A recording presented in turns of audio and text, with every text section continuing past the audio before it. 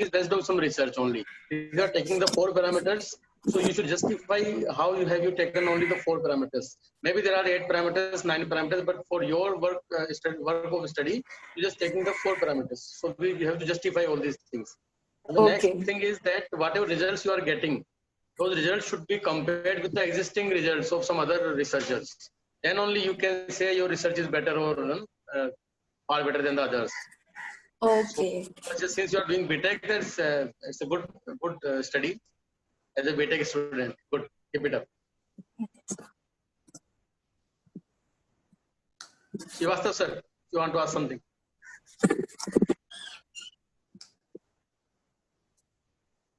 Okay, Disha, fine. Okay. You can call next. Thank you, Roshni. Yeah, thank you. Yeah. Yes, our next presenter, Hindi Purohit. Hello. Are you able to hear me? Yes, we can hear. Okay. Hello, everyone. Greetings of the day and the greetings of night. Since people from various pockets of the world have joined in, please suit yourselves accordingly. My name is Hindi Purohit, and I've recently earned a bachelor's degree in computer engineering, and this is the first time I have attempted to write a technical paper. And I've written this under the guidance of my professor, Raviraj C. Vaghela. So thanks a ton to you, sir, for assisting me with my research endeavors. And also ICT4ST for providing this wonderful platform where I can disseminate our research at a global scale. So without much tangential discussions, let's cut right to the chase. Our world revolves around cloud computing. Please Now, share it's your all- screen, please. Hindi. Okay. Share your PPT. You can share your screen. Share your PPT. Yes.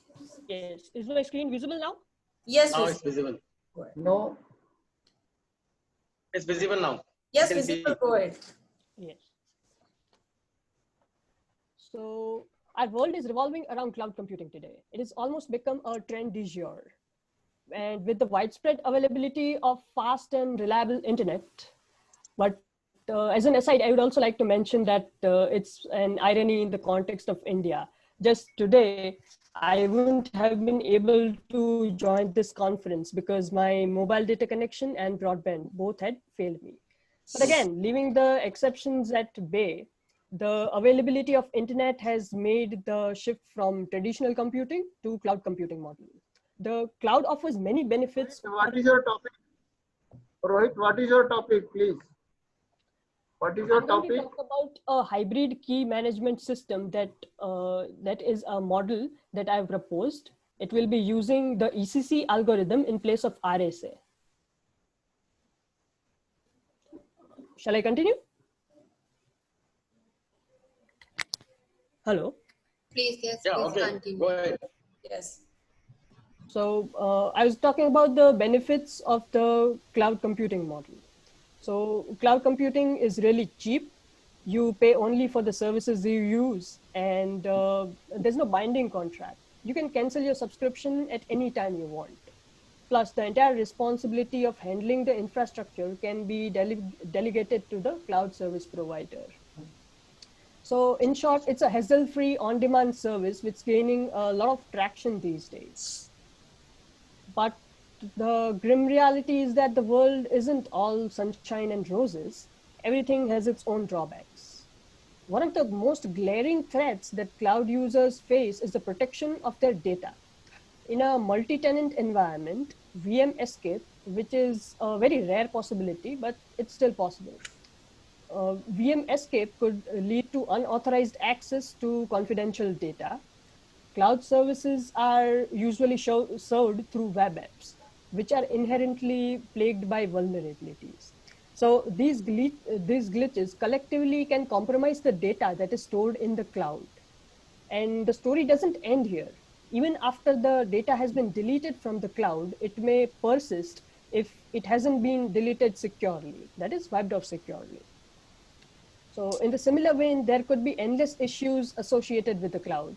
But when the advantages outweigh the disadvantages, we should find out a way to mitigate the deleterious effects of those drawbacks. So out of the many issues that haunt the cloud, we chose to dedicate our undivided attention to secure data in the cloud. During the literature review phase, we sifted through a legion of papers published during the past couple of years, and to be precise, around 6 years. We then qualified our scope of research to the open problems in key management. Now, I'll briefly summarize the existing key management solutions, point out their shortcomings, and then go on to propose a model that is immune to the issues which I have identified. Encryption is a tried and tested method to prevent unauthorized people from gaining access to confidential data. The key used to encrypt data is stored in the cloud itself. But this approach defeats the very purpose of encryption, as the cloud service provider has access to the key.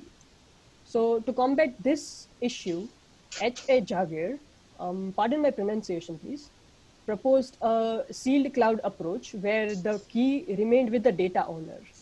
Now, this will work as long as the user doesn't need to manipulate the data inside the cloud, which is again highly unlikely. Also, the key is a single point of failure. Say, for example, the data owner loses the key. There's no way to recover the data. So it's not a viable option in my opinion. Another approach to using a sealed cloud approach is KMS. KMS is a key management system that is developed by experts who have years of experience in building such softwares. But again, the downside to using KMS is the computational overhead incurred. Data manipulation would require decryption followed by re-encryption. So it introduces a delay and computational overhead. So we need to identify certain techniques that can be used to minimize this overhead. Towards this effort, iIndu has proposed a TTP model, that is trusted third party. Now, TTP is a KMS server that generates public and private keys. Data is encrypted using RSA algorithm, using the keys that have been generated by the TTP. And after the data has been encrypted, the keys are securely erased from TTP. So the confidentiality of the data can be maintained.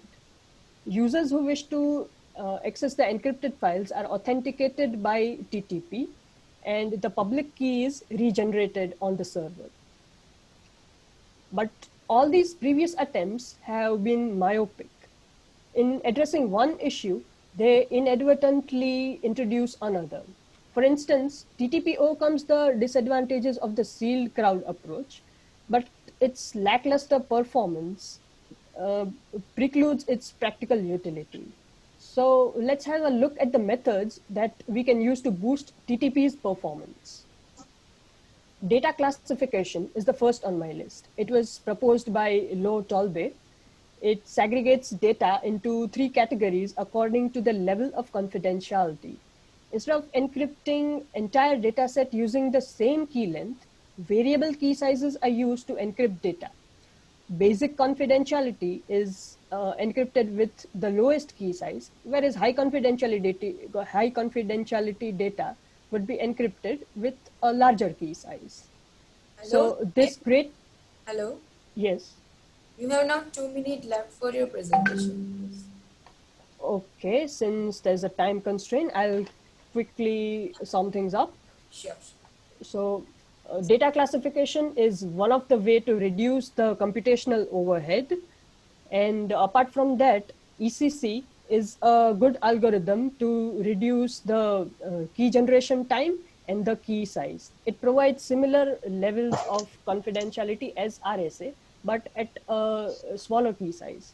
So in the model that we have proposed, we are going to use ECC in place of RSA. So initially, when data is inputted to the system, we'll categorize it into 3 categories, that is basic, medium, and high confidentiality. Then encrypt each type using a different key size, which will again reduce the computational overhead.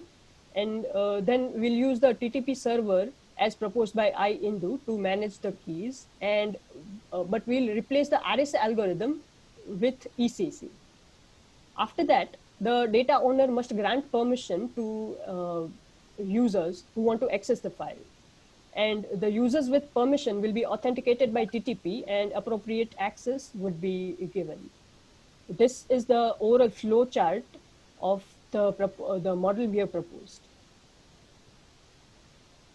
So to conclude things, TTP overcomes the limitations that we have pointed out in the sealed cloud approach, and the performance of TTP can be enhanced by replacing RSA with ECC and classifying the data before the process of encryption kicks in.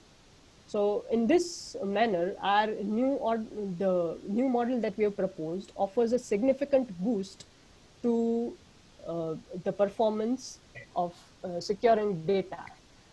Now, this model is storage agnostic. It can be used for securing data in the cloud as well as for local or network attached storage. Thank you. So Hindeep, Yeah. first of all, let me appreciate your ability to speak. Your entry was dhasu, very nice. Thank you, sir. And keep it up, keep it up, keep it up. But with that speaking abilities, we need to consider on the technical abilities also. Okay. So far you were given, I think, only the model, conceptual model. So Yes. have you done, or you are planning to implement it in some like real scenario also, like doing some simulations or doing some practicals of this particular model? Yes, planning for that? we are planning to write a second paper in which we would implement this model. Okay. So what time, like what simulator you are going to use for that? Simulator or some technology tool? We haven't decided on the technology that we are going to use, but we'll be able to decide that in a short duration of time. Because theoretically, sometimes it all seems very nice, but when you do it practically, there are some other parameters, other issues that can raise. So if you do practicals of this particular model, then you really come to know why the others will not, they could not improve their this cloud security models. So Yes, okay, all the yes, best. sir. Good luck. Thank Keep you, it sir. up. Srivastav sir. Yes, I have few questions. Yes, I have few questions. Okay. Rohit, you told me, suppose there's one attacker wanted to attack on the virtual machine, and that virtual machine is already in running mode. Then how you can save and secure that virtual machine from the attacker? Sir, the model that we have proposed is My based on, question, pardon? please let me know. I'm not able to Have hear you you, heard my sir. question? The question मैं क्या पूछता हूँ? मैं repeat करूँ? Can I repeat it? Sir, your voice is not audible. Sorry, sir. Devesh Kumar, sir, we are not able to hear you. मैं just I am repeating the question. Suppose one virtual machine is already running under cloud. Okay, so one attacker want to on that machine. Then how you can secure that virtual machine from attacker? The virtual machine can be secured using the. Yeah, Yes, sir. you can secure virtual machine and one attacker attack on virtual machine. And virtual machine is in running mode. So we can use the usual ways to secure the virtual machine. We can set up a firewall. We can install antivirus on the system. So that would prevent the attacker from gaining access to the virtual machine. Plus, we could keep the. Basically, the person who wants to secure the cloud service provider, they have managed everything. They have already installed the firewall, all the security services. want to attack, to steal all information from the virtual machine. So how you can secure that virtual machine while attacker attack on that machine? Because it is related to your research. That is why I am asking question.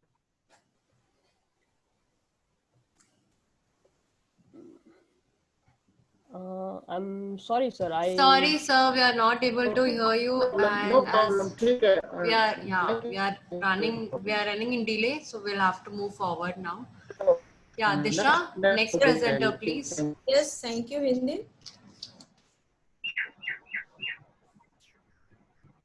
Our next presenter, thank you, Hindi. Our next presenter, Alok Bhagwat. I unmute you. Alok Bhagwat. Yeah, very good afternoon, Professor Rathore, Professor Srivastava, the organizer. I'll share my screen.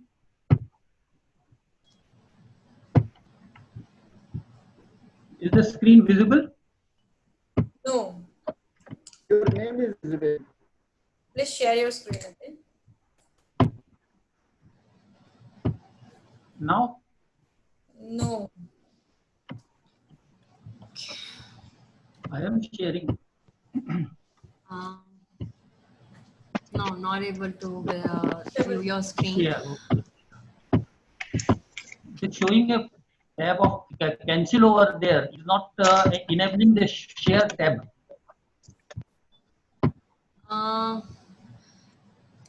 We'll just come back Very again. good. We'll just call another presenter, the next presenter Okay. for now. Yeah, we'll get back to you. okay. Now our next presenter, Neeraj Kumar Sathwane. Hello. Neeraj Kumar.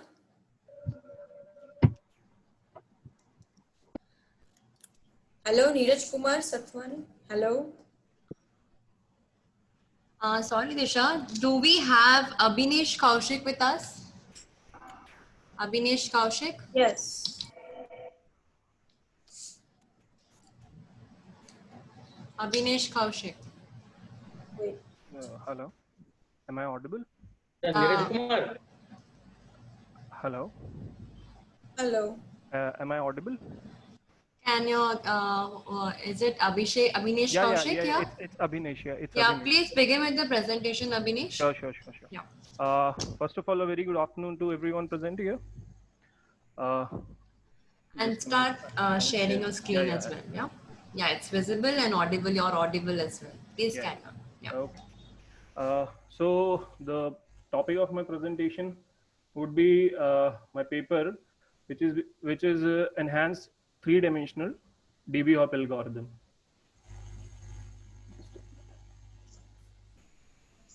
Enhanced three-dimensional DB-hop algorithm.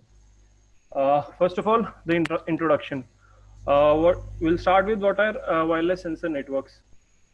Basically, what are wireless sensor networks? Wireless sensor networks are nothing but tiny sensor nodes which have been deployed over a vast expanse of area in uneven terrains and the terrain which are usually difficult for a human being to reach there, and to observe parameters like humidity, like location tracking, like temperature and various other things. We can also use these sensors for target tracking, etc. in the field of military as well. We have these wireless sensor networks, although they are of multiple use, but one of the primary usage involves involves location where these sensors are placed. So to find the location of these sensor networks, we use a concept which is called localization. Localization is nothing but to find the location. Hello. Slide दिख रहा है. Sir, is there any problem? No. Shall I continue?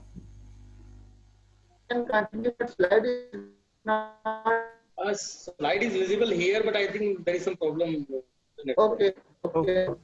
So we'll move forward with the localization. Localization yes, is yes. nothing but finding the location of the sensors where the sensors are placed. The location of the sensors can be determined through various processes. One of the easiest and the expensive method is GPS, but there are a lot of limitations involved but there are a lot of limitations involved in GPS. For example, it consumes a lot of battery. Plus, it cannot be used for it cannot be used for sensors where the sensors are placed underground because it needs to contact with the satellite. So there are a lot of limitations with the GPS thing. So what we do is we have instead of using GPS in all the sensor nodes, what we do is we use GPS in a few sensor nodes, and then we try to find the location of the rest of the nodes using that node. The node which knows its location using the GPS is usually known as the anchor node, and the location of the other nodes which are to be find out from the anchor node or the beacon node are known as the target nodes or the unidentified nodes. We have two kinds of schemes used for localization. One is range-free localization, and the other one is range-based localization. In the range-based localization, what we use is we use methods like receive signal strength speed, receive signal strength indicator, and things of that sort. And in range-free, we use concepts like multilateration technique, square boxing technique, and etc. One of the most commonly used technique for range-free range-free localization is DV-hop algorithm. Why we use DV-hop algorithm? DV-hop stands for distance vector algorithm. Distance vector algorithm. We use distance vector algorithm because of its cheapness and its easy implementation. But there's a limitation to it. The biggest limitation to the DV-hop algorithm is the very poor localization accuracy because of that. So what we are trying to do is today is we will be trying to improve the location of accuracy of the DV-hop algorithm. We've also studied various algorithms while doing the writing this paper, and I've also compared a few algorithms with my implemented work. These algorithms are there's a 3D DV-hop algorithm which is based on RSSI technique. Then there's this original DV-hop algorithm, and I have also read a few improved DV-hop algorithms, but I've used the above two for the comparison. In the proposed work, what we've done is DV-hop algorithm basically consists of 3 steps, wherein the first step, what's done is the anchor node or the beacon node. What it does is it broadcasts its coordinates and identifier along with that, and all the target nodes in the network just receive those coordinates and formulate a table and just keep them as a record with them. Then using those locations, a hop size is calculated by the unidentified nodes. What in the original DV-hop, what is done is it just calculates the hop size, and then that hop size is used along with number of hops to find the distance between the unidentified node and the anchor node. What happens is when we have distance and the coordinate of the anchor node, we can when we have the distance between the anchor node and the unidentified node and coordinates of the anchor node, we can easily find the location of the unidentified node. So what we are doing in our proposed work, we have unnecessarily removed in the original one. What were they doing was they were using all the anchor nodes in the network to find the location of the unidentified node. What in our proposed work we've done is we've just kept the anchor nodes which are around the unidentified node to find to get a better accuracy. And secondly, what we've done is we've checked the topology of the anchor nodes which are around the unidentified node. To we are checking the topology in order to get the best results out of it, to check so that the algorithm does not have any coplanar points, because if they are coplanar, we will not get the best of the accuracy. One more thing what we have done is compared to the original DB-Hop algorithm is that the one which was original was implemented on a 2D plane. And what we have done is we have implemented everything on a 3D plane, which looks more realistic. Then what happens in the third step of the original DB-Hop algorithm, they used to solve a set of distance equations to find the location of the unidentified node. In our proposed work, in the third step, what we've done is we've used a unique method where we have tried to, what happens is there is an error in the location which has been obtained.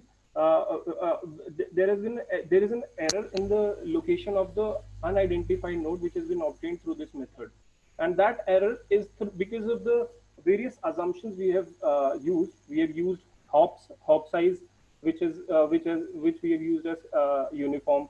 Then we have used that hop size to calculate the distance between the anchor node and the unidentified node, so that error propagates.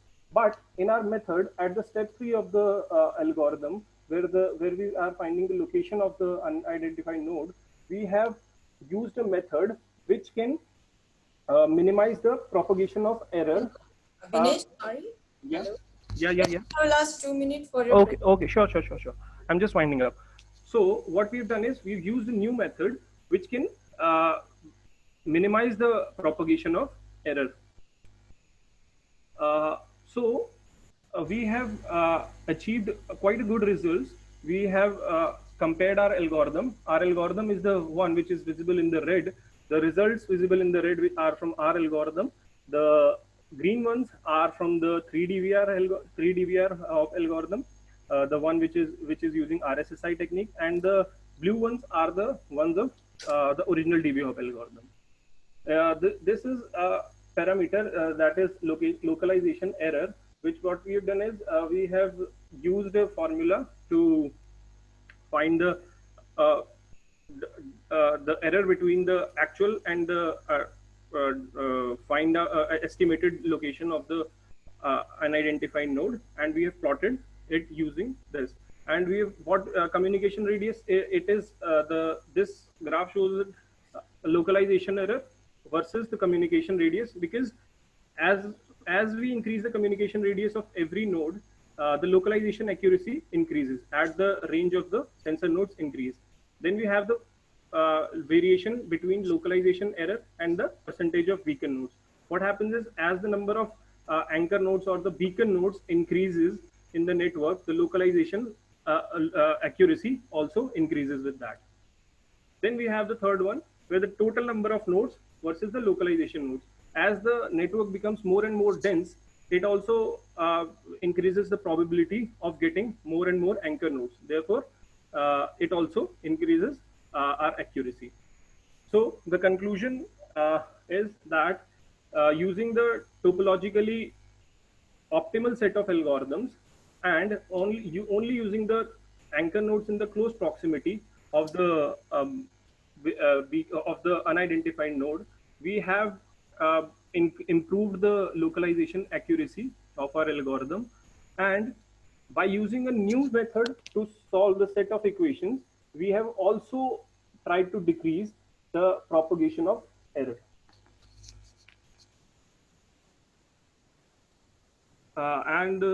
The future scope can be we can try to check the performance with the mobile wireless networks, and we can also apply AI and optimization techniques to it.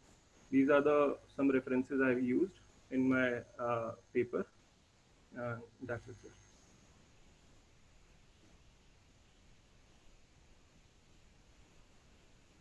Hello. Yeah. Yes, sir. This topic is very nice and is very attractive also.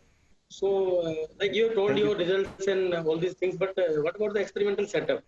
How many anchor nodes you are taking and how many unidentified nodes you are taking? Which simulator you are using? Sure, sir. Yeah, sure, sir.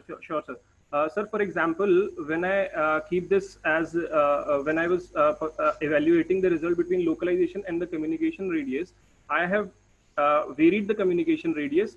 I have here I have taken 400 nodes. No, what I want to know, like which simulator you've done your work? Sir, actually, I've used MATLAB. I've done all the coding in the MATLAB only.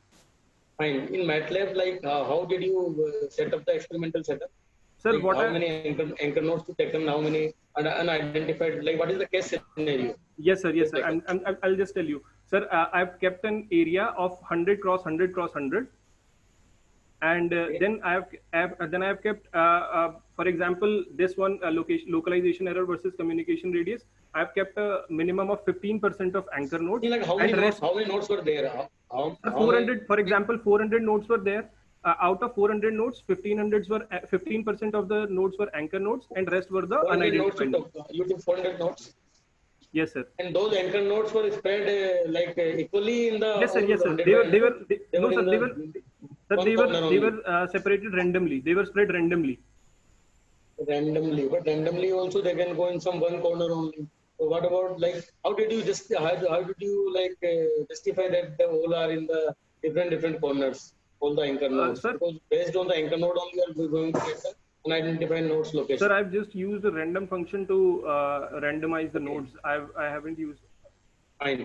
Yes. So what was your observation? The random function was doing good, putting the Yes, nodes sir. to Yes, all sir. the places.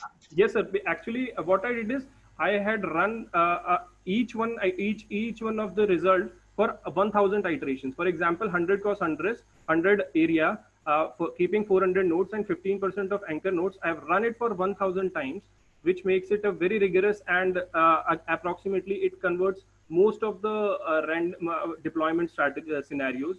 So I have accumulated the result in that way only, sir. Okay. And have you compared your results with the existing outcomes of the other researchers? Yes, sir. These two algorithms, the DVHop algorithm was the original algorithm, and the 3DVR is one of the latest algorithms I've compared with. Okay. Right. And what is the name of your algorithm? Sorry, sir. What is the name of your proposed algorithm? It says enhanced 3-dimensional DVHop algorithm. Fine. Okay. Good. Srivastav sir. Go ahead. Next. We can call for next. Time is over. Okay, sure. Thank you. Do we have Jik Kasthana? Hello. Yeah, do we have Jik Kasthana with us? Yes. Are Can you you ready hear with your presentation? Yeah. Please begin. Okay. Just wait a second. I'm sharing the screen. Yes. Hello. Yeah. Is it visible? Screen is visible. It's coming, not visible so far. It's coming. Yes, it's Now visible. it's visible. Visible? Yeah. Okay.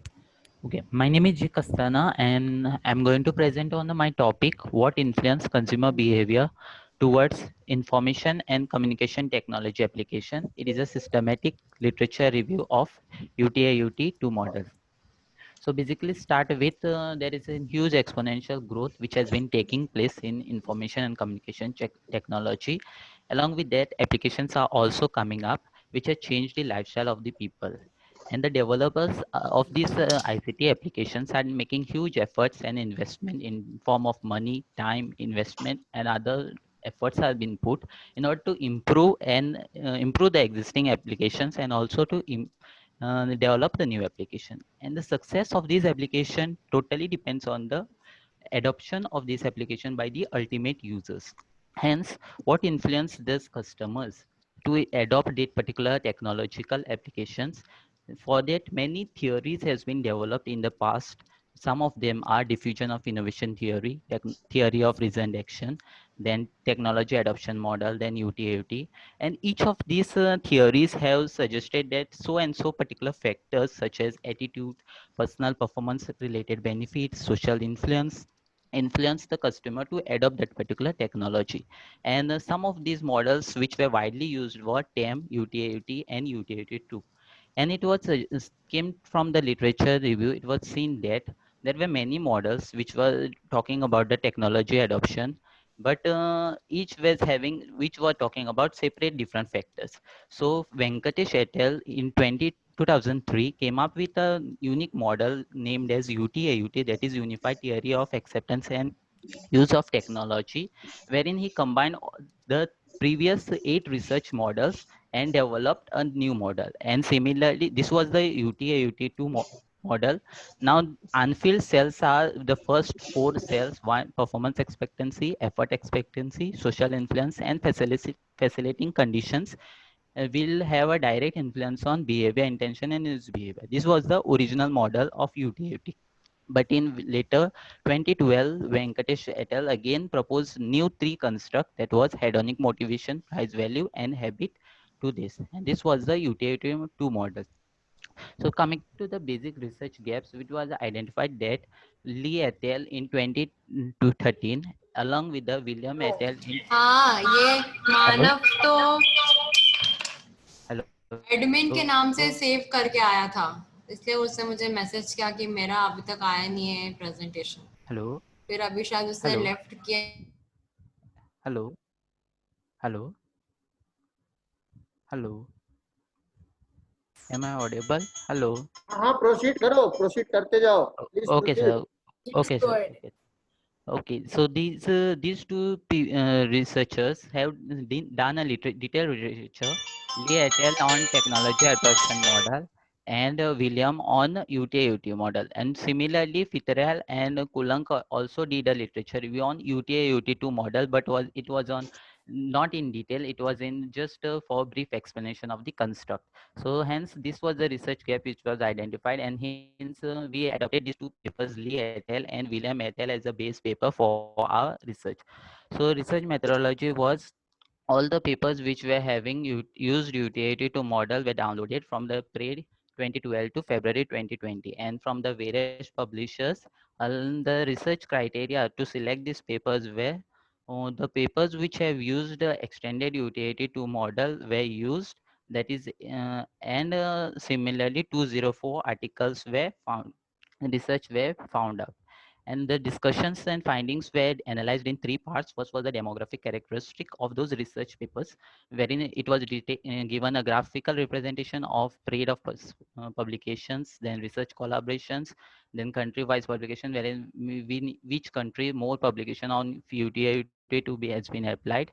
Then the application area, wherein UTAUT2, it was mostly seen that educational, that is application, mobile learning applications were used mostly.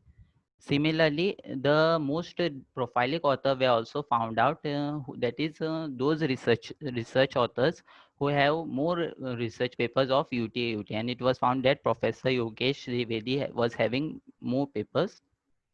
Second aspect was the methodological aspect, wherein the previous research papers were analyzed in form of type of research studies, then how they have collected the data, then what was the sampling size. That is, we can see that 48% of the research papers were having the sample size of 2012 to 400. What was the Likert scale? Mostly 7-point and 5-point Likert scale was used. Then what was the technique used? Similar, like that, the methodological aspects was talking about. And the third analysis was the construct used in UTAUT. That is, first I already discussed shown you the model, in that all the relationship was shown. So here relationship was shown in this as suggested by Jairaj et al. 2006. It was suggested that those construct which are having the weight predictor of above 0.8 are said to be the best predators. So now here significant all the papers were shown as a significant were considered. And if you see the total, there were 221, but I suggested that only 204 articles were reviewed, but some articles were have applied cross-sectional studies, wherein same research model has been applied in 2 different countries.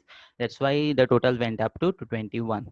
And it was seen that P, that is performance expectancy, habit, all have direct influence on behavior intention, as it is above 0.8. Similarly, habit and behavior intention ultimately leads to user behavior. Again, since the weight analysis was above 0.8. And the second Hello? part of, hello, Hello. हाँ. hello. हाँ. Yes, you have last 2 minutes for your Yes, yes, presentation. yes, yes, I will conclude. So similarly, the variance explained on behavior intention was also checked out, and what was the additional external construct which were used by those other models, like trust was used, risk was used, privacy, those external construct were also used in the research model. And it was seen that self-efficiency was having the greater significance of the among the explanation. So basically, to conclude that India was having the most research papers wherein UTAT2 was UTAT2 construct has been used, and education was the most prominent field. And already discussed that four best predictors were performance expectancy, habit on user behavior, and behavior intention to user behavior, as well as now it was one implication for the ICT application developers was to improve these particular services, that is the performance expectancy, focus on this aspect like benefits, habitual usage of this while developing the applications, and then they can improve the customer satisfaction and improve their success on their ICT development. And so this was my co-authors, Professor Subhash and Dr. Indravati, were my co-authors. Yeah, thank you. Hello. Have you gone through some recent studies also, like after 2015 or 16? Yes, sir. Yes, sir. We had gone through the research. You done only 2006, 7 or up to 12 only. No, So, sir. any recent studies? In 20, here you can see that paper Venkatesh et al. Developed 20 UTAT2 model in the year 2012. So from that year onwards till 2020, we had focused up to February 2020. So it was found that 204 articles were applied UTAT2 model. Okay. What was your basic objective of writing this paper? So it was found that there was no literature review on with reference to UTAT2 model as such, whereas if you see the research gap, Lee et al. Has already done similar work on TEM model, and William et al. Also similarly done in work on UTAT model. Hence, we thought it will be good idea. It will giving a good conceptual study. Have you laid down your objectives, specific objectives? No, sir. No, sir. Like that, we are not. We are already thought of going through the detailed discussion. Because to start, you have to do any research. To do any research, we need to just let down some objectives first of all, and after then only you can go on doing research for the fulfillment of all those objectives. So your research seems very much, is detailed. It is okay, very nice, but the data can be shown in a specific way. Like some tables can be used. You can use some systematic manner, something like that. Okay. So just putting your observations. He did this, he did this, he did this. This is the outcome. This is the outcome. But I think as a research paper, you should put some more emphasis on tables or some diagrams or some bullets you can use. Oh, okay, sir. Okay. Some comparative studies. It's all looking theoretical now. Okay. The study is good, but Okay, the thank way you, you should represent the study, you should just consider on that part also. Okay, sir. Otherwise, the work is nice. Yeah. Okay. Okay, sir. Thank you. Thank you, Jig. Just call for next paper, next presenter. Yes. Next one, Neeraj Kumar Sathwane, please. Yes, ma'am. Am I audible now? Yes, Yes, we are audible. Thank you, ma'am.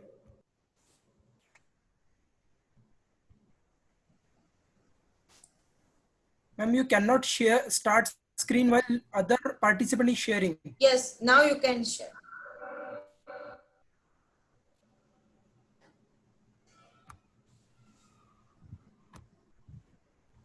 You can now share your screen. Yes, ma'am. Yes, I'm trying. It's coming. Done. Is it visible, ma'am? Yes, visible. You can go ahead. So, I'm Neeraj Kumar Sathwane.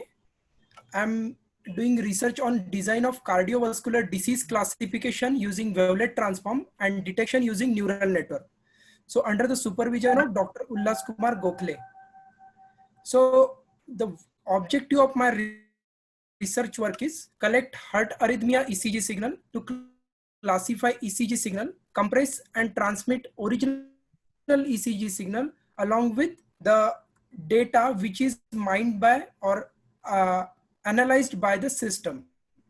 So this is the actual ECG signal where QRS complex is a most important part of the ECG signal, on the basis of that only 90% of the diseases can be diagnosed, whether it is a small, higher peak, lower peak, and other diseases are diagnosed on the basis of PR interval, ST interval. So ECG is a graphic record of electric currents that are generated by heart muscles. The frequency is around 25 Hertz, and these electrical impulses are picked up by the surface electrode, where we can use 2 electrode, 4 electrode, 15 electrode. These are the different ways the electrodes can be placed on the body at different points. So the flowchart is, our main aim is to send original ECG signal along with the detection by the system to the end user, so that if there are any fault in the diagnosis, the original ECG should be there to cross check whether it is correct, or the if anyone want to give a primary in medication, then he can provide it. So these are some literature surveys where some paper says that support vector machine is important. Some says that if you compress and reconstruct the signal in multi-channel, the efficiency can be increased. Then different algorithm, if we use, we can increase the efficiency. Also training the network accordingly. If we train as per the requirement, then efficiency can be increased. Then learning rate is also important part. Then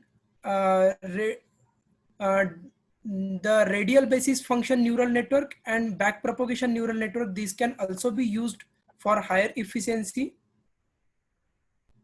Also, it is written that it can be used in pacemakers. So these are some literature surveys from which we get some points, means how we can work out and make this device actually usable. So what we did, we use the signal and pass it through till L3 filters and use low pass signal value only, and rejected the high pass value.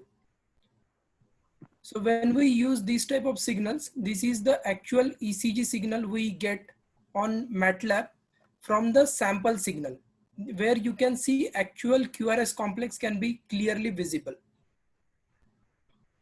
So then this signal, then we use artificial neural network and use the radial basis function neural network for the feature extraction of the signal.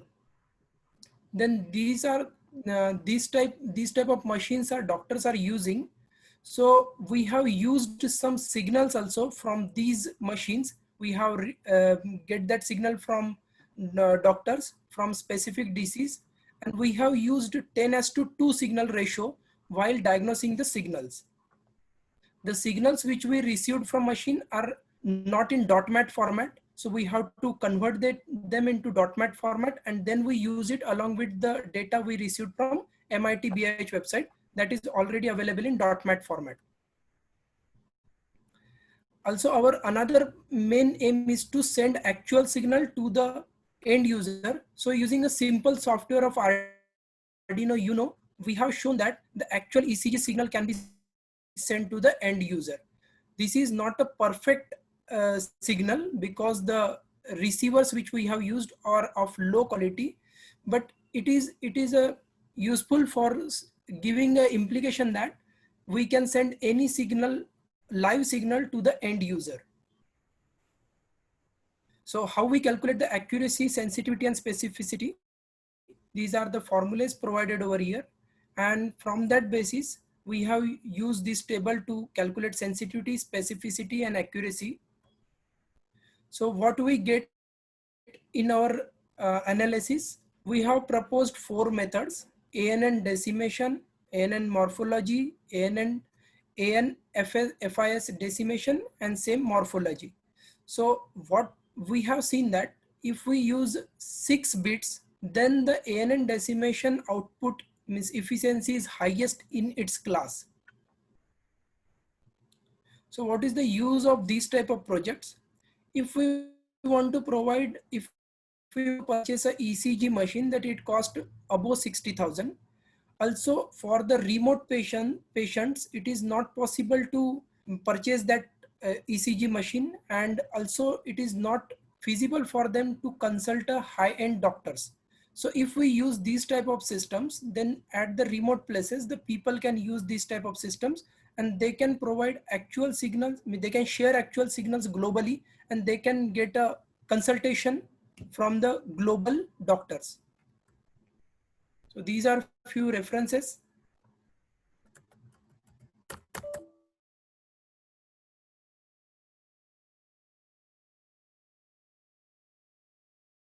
Hello. Am I audible? Am I Yes. audible? Yes, sir, audible. Fine, fine. So how you can send the signals from the remote location to the doctor? Hello, Neeraj. Hello. Neeraj, are you there? No, sir. I think there is a network problem. Yes, yes, yes. No problem. We can ask the next person. Okay, sure. Done. Next, we have Alok Bhagwat. Yes, I will share the screen. Good afternoon. Good afternoon. जी और कितने participant हैं? I think Hello, Diksha. The same thing is happening when I share the screen. I am Yes, not sir. getting the. कितने participant और हैं अभी? Two left. Alok Bhagwat and Manav Thakur, two remaining. You have to. कितने participant बचे हैं? दो participant बचे, दो. अच्छा, okay. हाँ sir. Yes. दो participant बचे हैं, लंबा.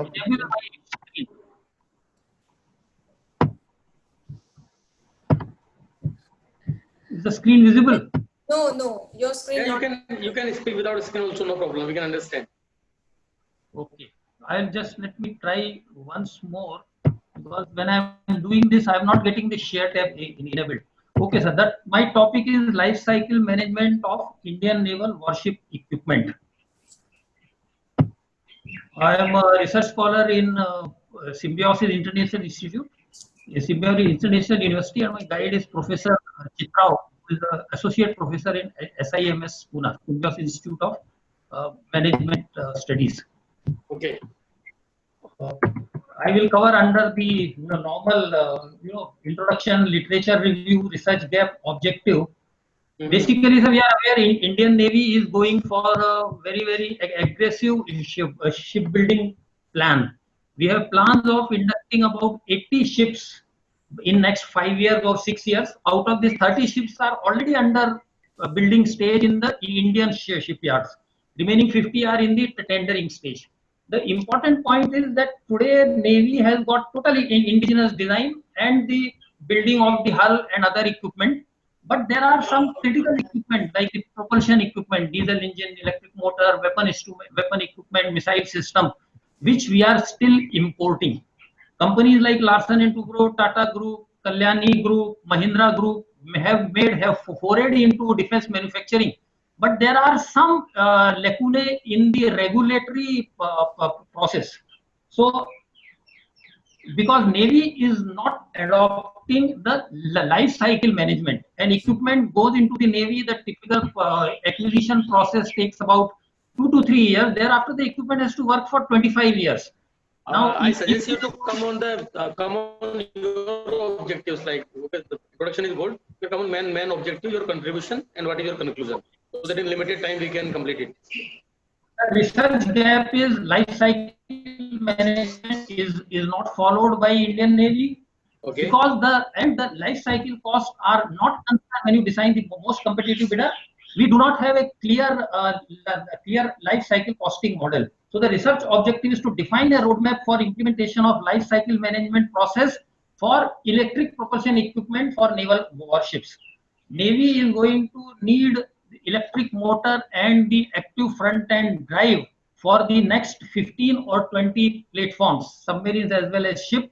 Today, these equipment are coming from abroad. The total potential is close to 2,000 crore in about 5 years to 8 years. So that is why in Indian manufacture is not coming in, because the capital investment required for the R&D setup is huge. But when you decide between a foreign supplier and Indian supplier, you are considering only the acquisition cost. the foreign supplier already has recovered the capital cost and his costs are low, but an Indian supplier will be investing, so he does not become competitive. But if you consider the operation maintenance cost, which is going to be 20 to 25 years, where there will be a deputation of technicians for maintenance, there will be spares, then the Indian supplier will become cost effective. So in the literature review, I have studied the papers published in the US Navy as well as the processes which are followed in US Navy. They go for integrated logistics support, they go for the life cycle management. We have, Indian Navy has got integrated logistics support, but not life cycle management process. That is where the defense procurement policy that recently promulgated in April this year, they are talking of some of the elements of the life cycle management, where they are saying you must look at the engineering support package, you must look at the annual maintenance contract, you must look at comprehensive maintenance contract, Okay, life cycle. okay, that's fine, sir. But are you proposing some new model for that? So what I did, we conducted interviews with industry leaders, the naval subject expert matters, and the expert in the shipyard. I have prepared a survey document which is 28 pages long, which at one hand carries out the survey of the capability of the Indian manufacturers.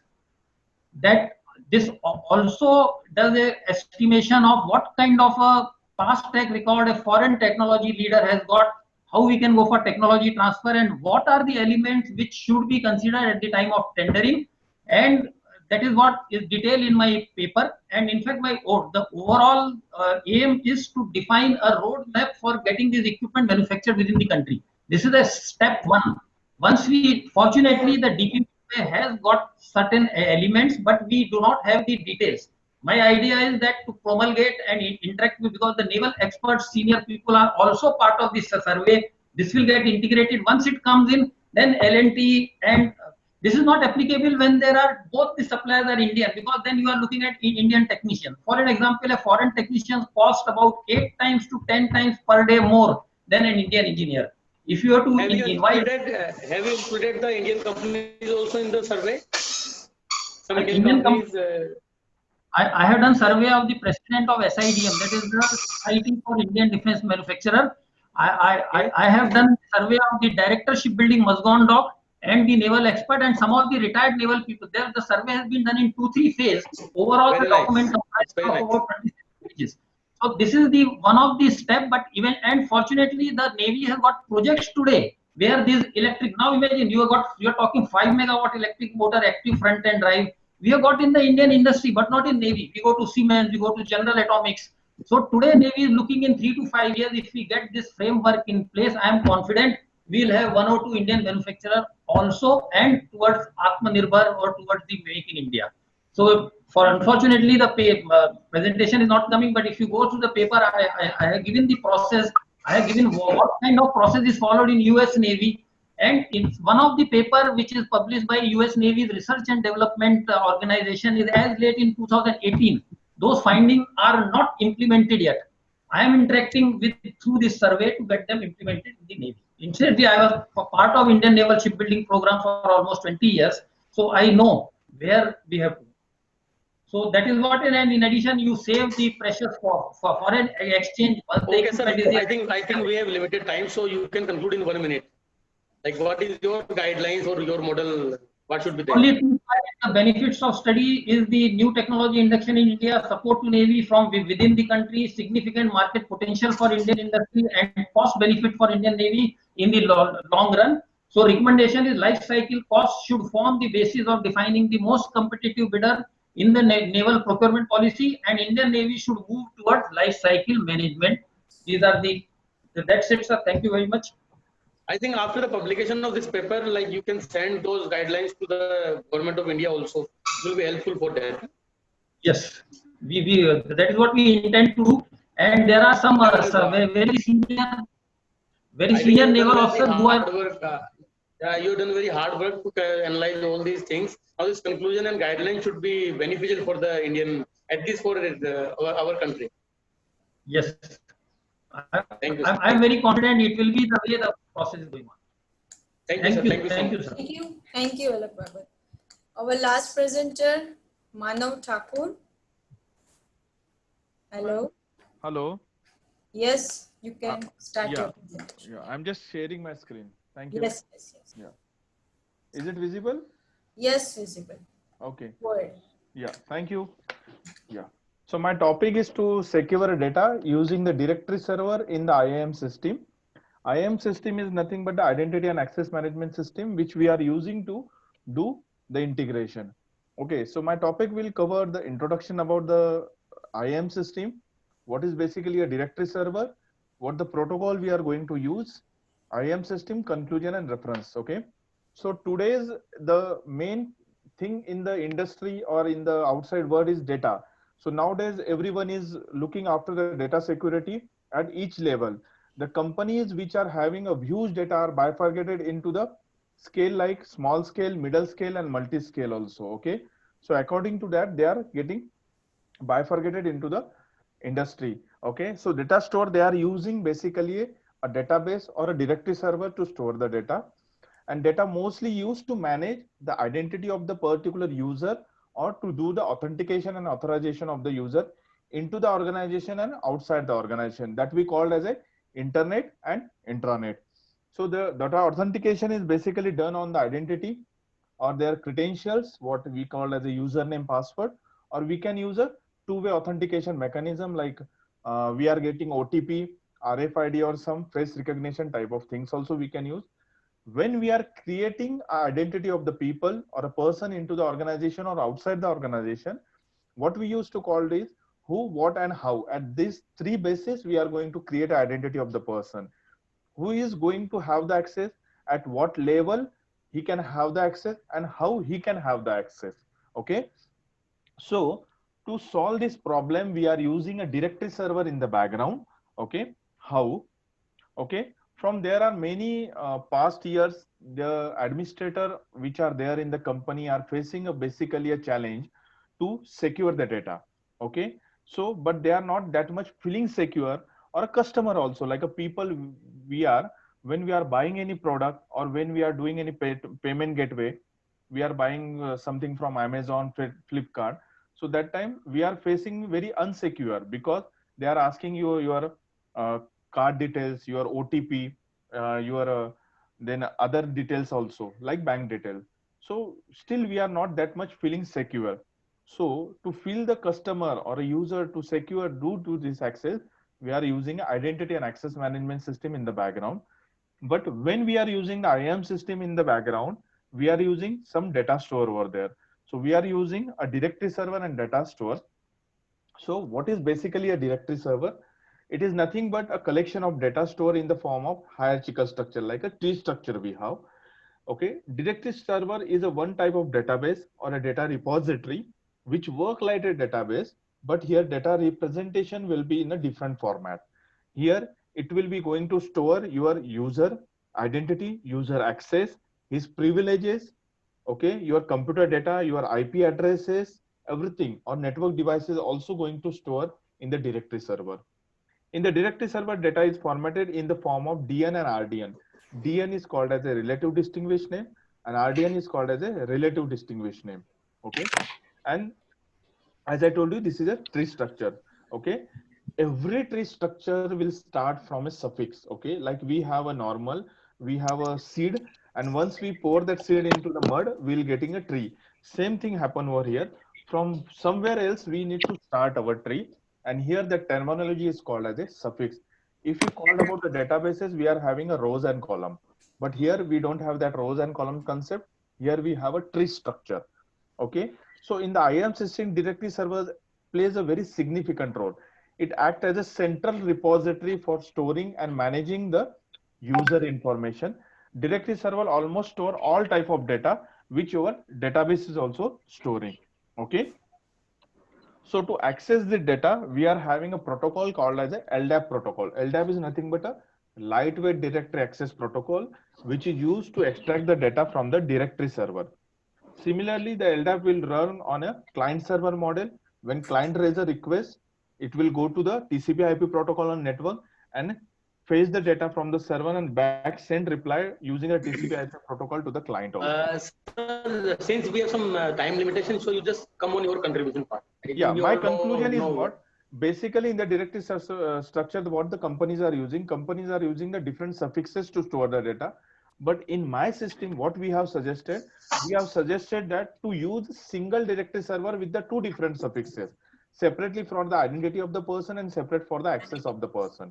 Okay, so this system we have proposed over there. Previously, if you see, here is a identity management server and access management, two different suffixes we have to use in two different directory servers. But we have used over here single directory server with two different suffixes, and we are getting the good result out of that. Yeah. So this was my conclusion. But I think this is already available. We call it authentication and authorization. Yeah, Authentication means mechanism identity, and authorization means what he is allowed to do or not do. Yeah, but that is available in the market. But what is the companies are using? They are using a different servers for each and everything. They are using identity to kept in a different server and access in the different server. What we have done, we have used a single server over here. And what about the? I think there is another parameter, third parameter, time. Like identity is okay, authorization is okay, but till what time he is allowed to do the things? Yeah, it will speed up the operation. Yeah, that is only what we got. The speed operation is also get increased because here network traffic is also getting reduced. If you to put a load balancer in front of that, we are getting a very huge speed also. If we have two different servers, then traffic will be get bifurcated to two different network. Here we can use a single what network. I am suggesting, not what I am, I would suggest that the third parameter of session management. Sir, your voice is getting little break. Like if you given the access, like if you are giving the access, then till what time he is allowed to use the things. So there must be some session management also. Yeah, session management we can control through Otherwise, access. like it happens in automatic logouts and everything. Yes. I got it. So session management. Like in Zoom itself, after 40 minutes. Yes. The session will be over. Yeah. So I should include session management also. Yes. Also in access management, we are doing the session management. So time limit maximum as per our requirement, we can set up to 10 hours and minimum 60 seconds. We have done that also. Or you can do like for what time you can be sit idle. Yes. Idle for 4 minutes or 3 minutes, you can log out. Yeah. We can set up that time, sir. Yes, we can do that. Okay, fine. Yeah. Srivastava sir, you want to ask something?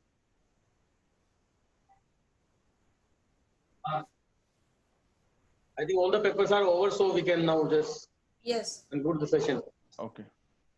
So thank you very much, and it was a really pleasure to have Dr. Rathore and Dr. Devesh Srivastava with us once again. Long time we met in our last conference, this digital kind of thing, and with the new normal times, we have also adopted these new normal techniques.